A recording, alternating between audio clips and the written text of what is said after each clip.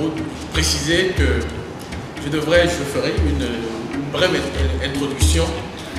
Je vais la rendre brève parce qu'elle avait été préparée pour tenir sujet à 30 minutes, mais avec la configuration actuelle, je vais la rendre brève, de façon à ce que nous puissions avoir davantage de temps d'écouter nos éminents panélistes et de tirer d'eux donc les enseignements, les analyses dont nous avons besoin pour comprendre la sécurité dans sa complexité et dans la façon dont elle sert à construire l'État et à construire même la nation dans notre espace régional, donc l'Afrique de l'Ouest.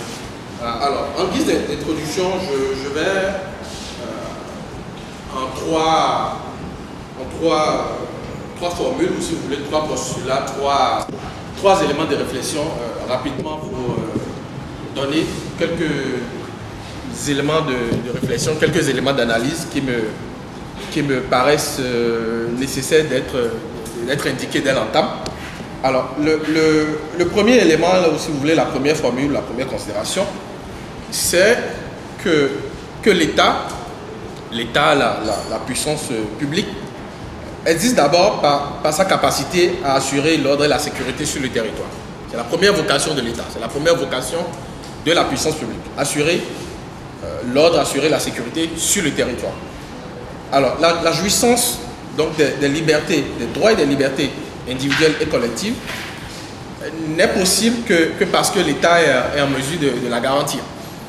Nous sommes en mesure de jouir des prérogatives qui sont attachées à notre statut de citoyen, à notre statut d'être humain, donc les droits que nous avons comme individus, les droits que nous avons collectivement dans la société, ces droits-là, nous ne pouvons effectivement en faire usage, nous ne pouvons effectivement jouir de ces droits-là que parce que la puissance publique est en mesure de les garantir. Alors, de ce point de vue, la sécurité au sens du sentiment d'être à l'abri, il y a plusieurs définitions, bien sûr, de la sécurité. Tout dépend comme on le dit, de d'où on parle, à partir d'où on porte un regard sur la notion, sur le concept de sécurité. Mais là, on peut considérer que la sécurité, c'est le sentiment d'être à l'abri. Je dis principalement du besoin et accessoirement, principalement de la peur et accessoirement du besoin. Parce que la notion de sécurité aujourd'hui couvre un spectre qui est très large.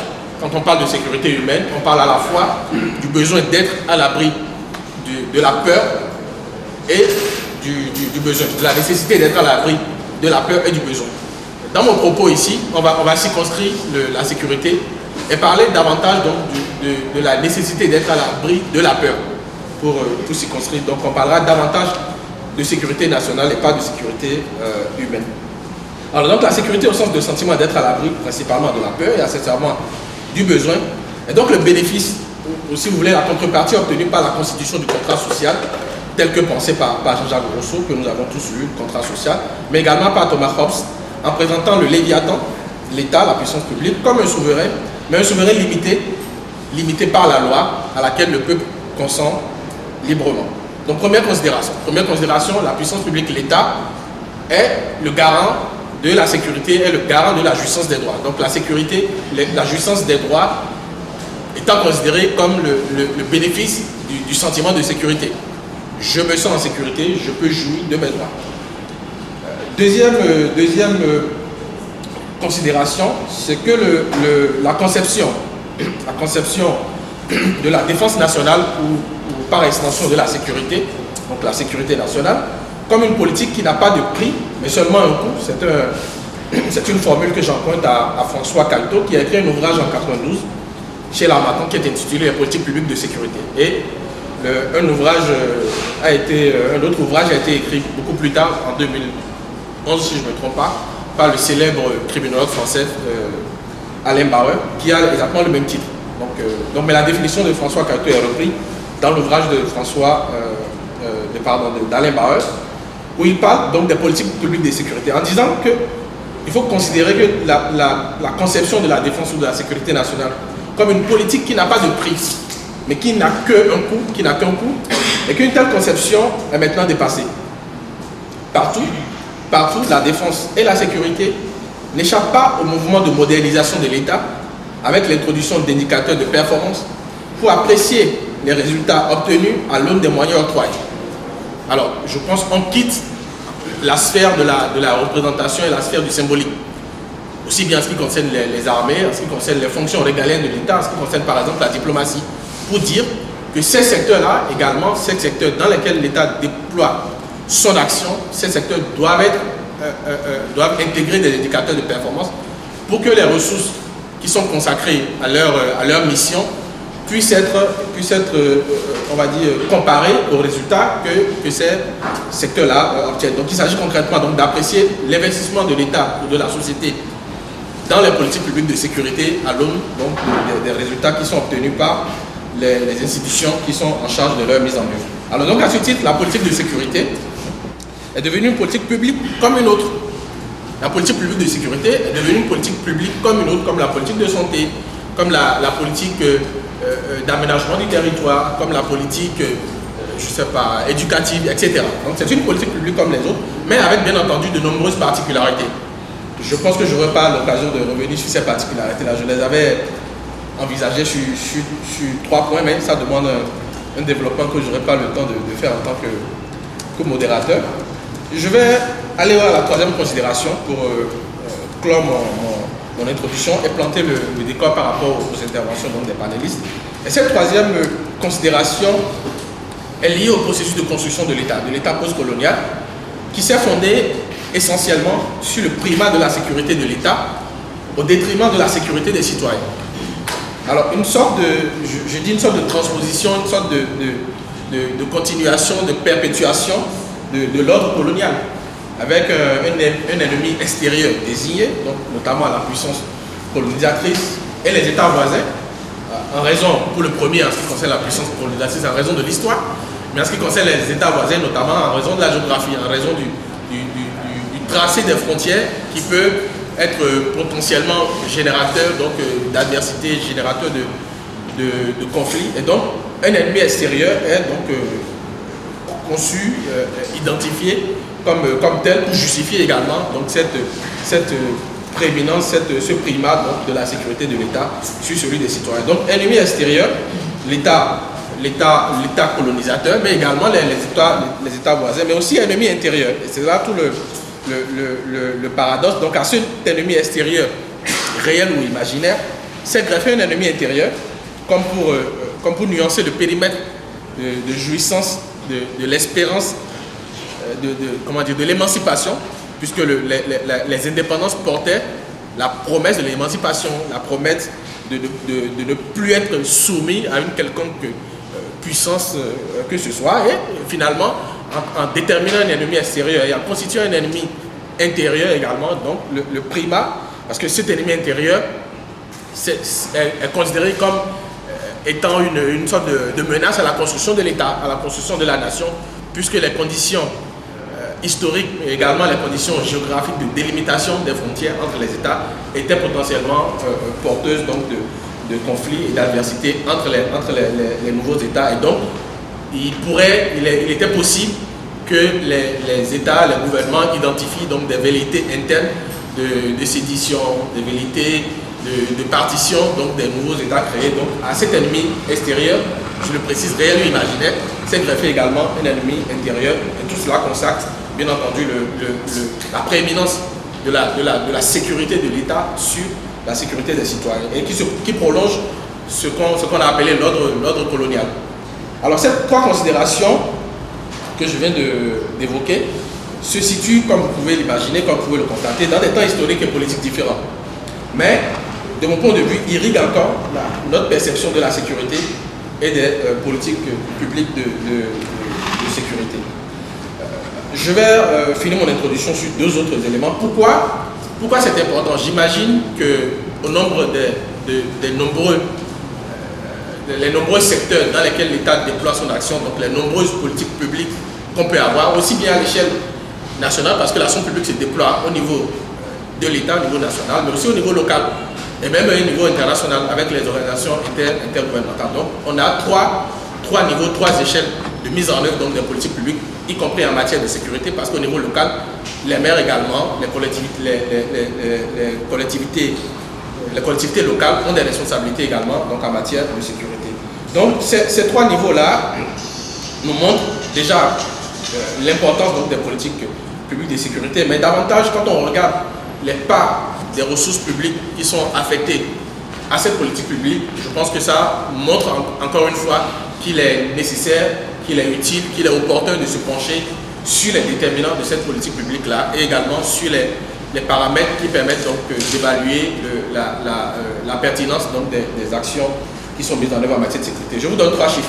En ce qui concerne le Bénin, je commence par le Bénin. En 2020, par exemple, le Parlement, l'Assemblée nationale a octroyé 100 milliards CFA de crédit au budget des ministères de la Défense et de l'Intérieur.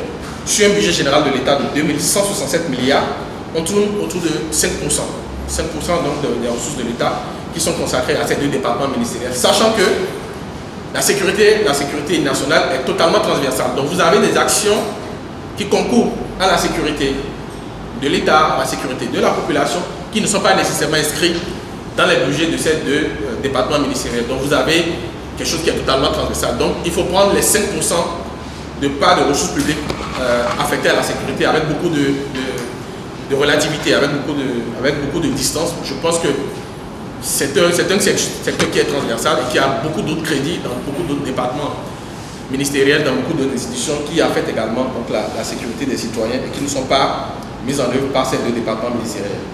Au Niger et au Mali, là on est dans des proportions extrêmement importantes en raison, comme vous pouvez l'imaginer, du contexte sécuritaire. 20% du budget, des ressources budgétaires sont affectées à la sécurité au Niger et au Mali. 20%, presque un cinquième des ressources publiques, c'est énorme. C'est énorme pour qu'on puisse s'intéresser à cette politique publique-là, aux enjeux qu'elle porte et aux résultats qu'elle apporte donc, dans la construction de l'État. 20% au Niger, au Mali, 12% au Burkina Faso. Voilà. C'est des chiffres qui sont importants et donc qui nous disent combien il est important qu'on s'attarde sur cette question, qu'on comprenne les enjeux qui traversent donc, la politique de sécurité et comment l'État se construit à travers l'action ou l'inaction des gouvernants dans la conduite donc, de la politique de sécurité. Je vais m'en arrêter là pour rester dans le format d'une introduction qui commençait à être longue. Et je vais à présent donc, organiser la table ronde avec donc, les prises de parole successives de nos panélistes. Et je n'ai pas défini un ordre préalable, mais je vais suivre l'ordre de présentation qu'a suivi Tanguy Aboyi. Donc en demandant dans un premier temps donc, au général Célestin Guidimet, qui est le vice-président du comité. Donc, alors je grossis les traits, hein, mon général. Je n'ai pas les titulaires exacts, mais j'ai une idée de la mission. Qui est le vice-président du comité ou de la commission en charge donc, du contrôle, de la vérification donc, des missions de sécurité sur le territoire. Et donc c'est une commission logée à la présidence de la République, donc, qui a donc, des missions de contrôle donc, des unités donc, de sécurité. Le général a une expérience opérationnelle importante. Il a été directeur général adjoint de la police nationale. Et je m'en arrête là parce que c'est une longue et riche carrière. Et donc il parlera donc, en raison donc, de la légitimité que lui confère cette expérience opérationnelle. Il nous parlera des politiques de sécurité, comment concrètement leur mise en œuvre, l'opérationnalisation des politiques de sécurité, comment ça sert concrètement la construction de l'État, comment ça sert concrètement la construction du lien aussi entre la nation et les armées au sens le plus large. Donc mon général, je vais vous prier de bien vouloir nous introduire votre propos et après je demanderai également au professeur. Je ne sais pas si le professeur parlera, le professeur Bakoua Référé parlera en dernier, mais je verrai bien. Mon général, si vous permettez. Merci, Dr. Mani. Merci, professeur Bakoua, pour m'avoir invité à cette table ronde. Chers amis, merci. Je vais introduire mon propos par, disons, 3 articles essentiels de la déclaration des droits de l'homme et du citoyen de 1789. L'article 2 dit: le but de toute association politique dont l'État est la forme la plus organisée, la plus aboutie, est la conservation des droits humains imprescriptibles de l'homme, qui sont droit à la liberté, la résistance à l'oppression et le droit à la sûreté. Le droit à la sûreté. L'autre article, qui est l'article 12, dit que pour la garantie des droits de l'homme, cela nécessite une force publique qui est instituée à l'avantage de tous. Et l'article 13 qui dit pour l'entretien de cette force publique, une contribution est demandée à chaque citoyen.